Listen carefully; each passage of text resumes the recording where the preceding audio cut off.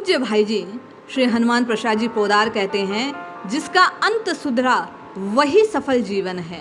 पिछले अंक में आपने और मैंने एक पत्र को श्रवण किया था कि कौन से साधन मन को हरि भजन में लगाते हैं। भाई जी ने 13 बातें बतलाई जो निरंतर नाम जप में सहायक होती है। आज के पत्र में भाई जी जीवन सफल किसका है, अंत कैसे सुधरेगा, कैसे भाव से जीव का कल्याण होता है, इस पत्र के माध्यम से बतला रहे हैं। जय श्री हरि। पूज्य गुरुदेव के चरणों में बारंबार प्रणाम। पूज्य भाई जी लिखते हैं, तुम्हारा पत्र मिला, तुम्हारे प्रश्न का उत्तर निम्नलिखित है। मनुष्य के आभ्यंतरिक मन की वस्तुतः क्या स्थिति है, उसमें किस प्रकार के कौन से संस्कार छिपे हैं, इसका पता बाहरी आचरणों से नहीं लगता। बाह्य मन में भी संस्कार छिपे रहते हैं। स्वप्न, सन्निपात अथवा उन्माद की अवस्था में कहाँ कहाँ न्यूनाधिक रूप से मनुष्य भीतरी मन के संस्कार प्रकट हुआ करते हैं। किसी परिस्थिति में पड़कर एक मनुष्य चोरी करता था, परंतु उसके भीतरी मन में चोरी से घृणा थी। अतएव जब जब चोरी करता तभी वह उसके भीतरी मन पर अज्ञात रूप से ऐसा आघात लगता कि उसको ज्वर हो जाता। फिर उसके मन में आता कि चोरी से आई हुई वस्तु जिसकी है उसे वापस दी जाए। वह वापस करता, तब उसे चैन पड़ता, उसका बुखार उतर जाता। मेरे एक परिचित थे, जब उनका देहांत हो गया तब वे एक प्रसिद्ध आश्रम में रहा करते। वे सच्चे आदमी, आश्रम के सारे नियमों का पालन करते, पर उनके भीतरी मन में काम वासना थी। वह समय समय पर जब प्रकट होती तब वे अकेले में ही अश्लील शब्दों का उच्चारण करने लगते।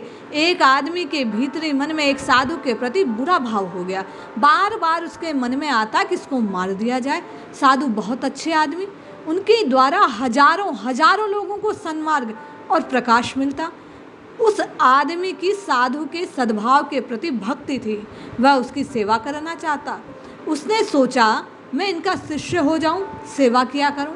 वह शिष्य होकर ऐसा सेवा करने लगा, उसमें जरा बनावट नहीं। वह सच्चे हृदय से शिष्य बनकर सेवा करता।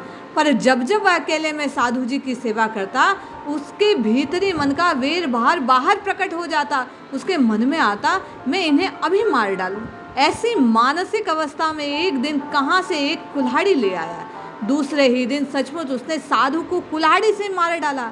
एक सज्जन बड़े अच्छे आचरण के थे, लगातार कई वर्षों से साधन भजन करते थे, छोड़ दिया था। सच्चे थे, रुपया पैसा कुटुंब परिवार घर सब कुछ छोड़ा, कुछ नहीं रखा। वास्तव में साधना करना चाहते थे, परंतु उनके भीतरी मन में अहंकार था, लोकेशना थी, द्वेष था, रुपये पैसे का राग था। मृत्यु के कुछ समय पूर्व उनका दिमाग खराब हो गया, उन्माद के लक्षण प्रकट हो गए। उस उन्मादा अवस्था में उनके मुंह से अहंकार, कीर्ति की कामना, यश न मिलने पर दुख, बात न मानने वालों के प्रति क्रोध, बेर, रुपयों की स्मृति में भरे शब्द निकलने लगे। उसी उन्मादा अवस्था में भैया उसकी मृत्यु हो गई। अतएव अपने को बाहरी आचरणों से मत तोलो, बाहरी चेष्टाओं पर कभी गर्व अभिमान मत करो। बाहरी आचरण भी अवश्य ही परम पवित्र रहने चाहिए, परंतु भीतरी मन में सदा सर्वदा पवित्र भाव, पवित्र संस्कार, पवित्र विचार, सात्विक देवी गुण, सच्ची ईश्वर निष्ठा, यथार्थ वैराग्य आदि को भरने बढ़ाने की सतत चेष्टा रखनी चाहिए। पूज्य भाई जी लिखते हैं, एक मनुष्य बड़े संसारी मालूम होते थे, सत्संग भजन छिपकर किया करते, पता नहीं, पर बाहर से बहुत कम सत्संग दिखाते थे। भगवान की बात बहुत कम कहते सुनते थे, परंतु मृत्यु के कुछ दिनों पूर्व उनके भीतरी मन की चीज़ें बाहर आ गई। वे भजन करने लगे, संसार का मोह ममत्व मानो सारा छोड़ दिया। घर वालों के घर की चीज़ों में ममता न रही। बड़ी शांति के साथ भगवान का चिंतन करते करते सहज भावों से प्राणों का त्याग किया। उनका अंत सुधर गया।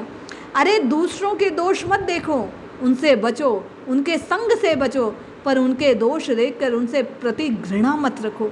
पूज्य भाई जी कहते हैं, निरंतर अपने को उठाते रहो, सच्चे मन से सात्विक श्रेष्ठ आचरण करो, मन के भीतर सदा साध्य श्रेष्ठतम विचारों को उभरते रहो। आलस्य, प्रमाद, कामना, आसक्ति, इनका तिरस्कार कर इन पर विश्वास मत रखो। केवल भगवान से प्रार्थना करो, उन पर विश्वास रखो कि हे नाथ, स्वप्न में भी मुझे बुरे विचार ना आए, बुरी चेष्टा ना हो, सद्विचार आए, सदचेष्टा हो, तब समझो कि भीतरी मन पवित्र हो रहा है। जिसका भीतर पवित्र है वही पवित्र जीवन सत्पुरुष है। इसलिए आप और मैं भाई जी के कहे अनुसार अपने मन को टटोलें, मन को संभालें, मन को परिमार्जित निर्मल बनाने का प्रयास करें। और भाई जी बारंबार कहते हैं कि इस मन को साधने का केवल एक ही अंकुश है, वो है हरि नाम। इसलिए जपते रहिए, रटते रहिए, रमण कीजिए इस राम नाम में। आपका और मेरा मन पवित्र हो जाएगा, अंत सुधर जाएगा, राम जी की प्राप्ति हो जाएगी। आप और मैं नित्य निरंतर इसी भाव में राम जी के प्रति प्रेम में विचरण करते रहें, यही बारंबार श्री राम जी से प्रार्थना करते हैं और इस जिह्वा को राम राम राम राम रटने में लगाते हैं। निश्चय जानिए ऐसा करने से आप और मैं कल्याण के पात्र हो जाएंगे। जय श्री हरि।